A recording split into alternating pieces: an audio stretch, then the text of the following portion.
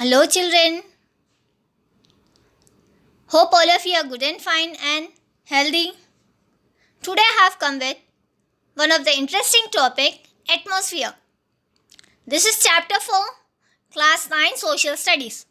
Atmosphere.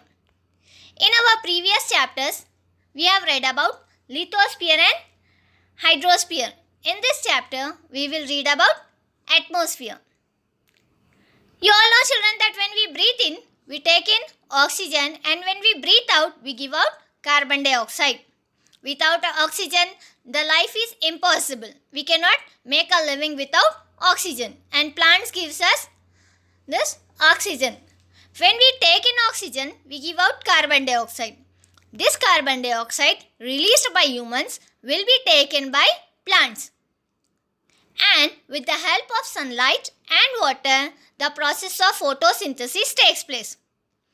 We get different types of fruits, vegetables and grains, and these fruits, vegetables and grains are very much essential to our body as they give protein, minerals, carbohydrates, sugars, fats and other nutrients that are essential to us. This is all possible because of atmosphere. It is the atmospheric vents that transport water from the oceans to the continents in the form of rains. Without this, the different types of rocks would not erode. This means that we would not get different types of soils. We get different types of soils, we get different types of fruits and vegetables, and we get different types of crops. We would not be able to enjoy the cooling monsoon, the scents of fragrant flowers, and the sound of music in the absence of atmosphere. We would not be able to fly the beautiful kites as there would be no winds. Birds would not fly or soar in the sky. Flags would not flutter. So what is this awesome and wonderful thing called atmosphere? Let us study about atmosphere in the greater detail. Atmosphere is a sea of gases surrounding the earth. We all are swimming in the sea of gases. Like the fishes, they swim in the sea of water. We all are swimming in the sea of gases. When we compare it with the size of the earth, atmosphere is a very thin blanket surrounding the earth. The atmosphere is about 1,000 kilometers. This is according to NASA. Here, an example is given.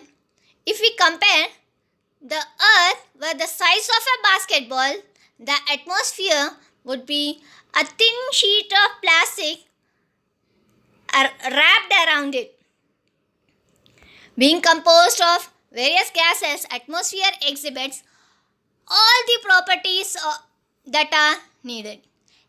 It compresses and it expands and it has no definite shape. There are many gases that are present in the atmosphere. Oxygen, about 21%. Nitrogen has the greatest ratio, 78%. Other gases that are present in the atmosphere are argon, carbon dioxide, methane, ammonia, and also has water vapor. Water vapor constitute about 2%. Yes, water vapor is a gas. But the clouds that you see there is not water vapor. They are water droplets. Apart from the gases, the atmosphere also has fine dust particles. These particles are called particulates. Particulates may come from the natural process, that is from storms or because of the fire or any other reason, and from human activities also, like burning the forest, burning the petroleum, the industrial waste that is coming out, which results in forming the particulates. These particulates can change the atmospheric condition that may be beneficial to our life on earth. Have you ever seen a beautiful bright orange sunrise or sunset? Yes, particulates in the atmosphere cause that bright color. And the rainfall that you love to play in, the hailstones that you love to collect and eat. All this is possible because of the particulates that are present in the atmosphere. Now, let us study about the structure of atmosphere.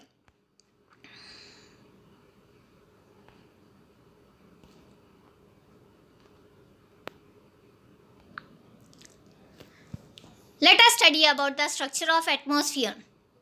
In chapter 1, we have studied about the interior of the earth.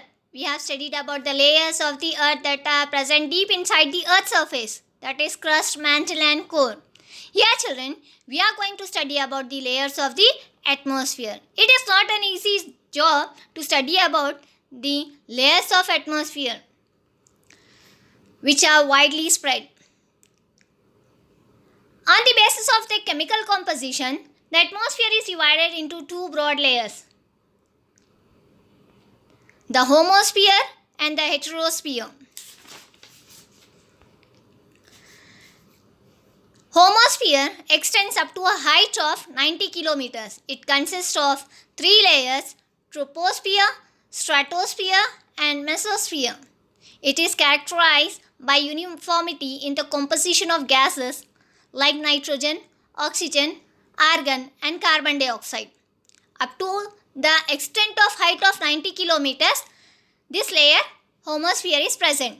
And this layer homosphere is subdivided into three layers, that is troposphere, stratosphere and mesosphere. Depending upon the uniformity of the gases that are present, these layers are divided.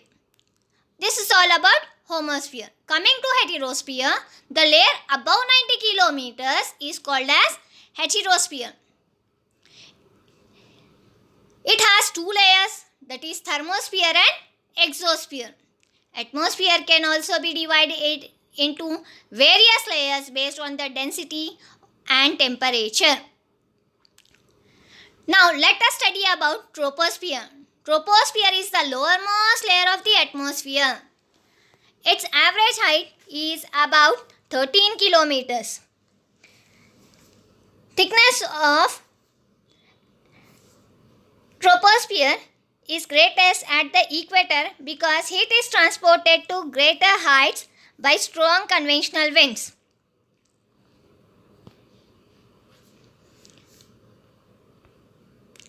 It is about 75% of the total gaseous mass of the atmosphere, and practically all moisture and dust particles are present here. The temperature in this layer decreases as we go higher, which is known as normal lapse rate. As we go away from the Earth's surface, the temperature decreases. This process is called as normal lapse rate. Condensation, evaporation, precipitation, rainfall, cyclones, etc. occur in this layer. Now, let us study about stratosphere. This layer extends up to a height of 50 kilometers, whereas troposphere was up to the height of 13 kilometers. Here, stratosphere is up to a height of 50 kilometers. This layer is almost free from the clouds and associated with the weather phenomenon, making conditions most ideal for flying jet aircraft. One of the important features of this layer is it protects us from the harmful rays, that is ozone layer. Ozone layer is present. The temperature increases as there is increase in the altitude, that is height. When the temperature also increases as there is increase in the altitude. Whereas in stratosphere, as the height, that is the altitude increases, the temperature decreases. Whereas in the stratosphere, the temperature also increases with the increase in height. The next layer is mesosphere. It extends up to a height of 80 kilometers. Meteoroids burn up as the entire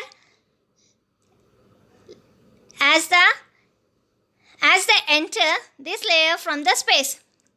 Temperature again starts decreasing with the increase in altitude. Now, talking about heterosphere, the first layer here is thermosphere. It extends up to a height of 400 kilometers. In this thermosphere, the temperature rapidly increases with the increase in height. It contains electrically charged particles which are known as ions. Radioactive waves are also transmitted back to the earth by these ions. So this layer is also called as ionosphere.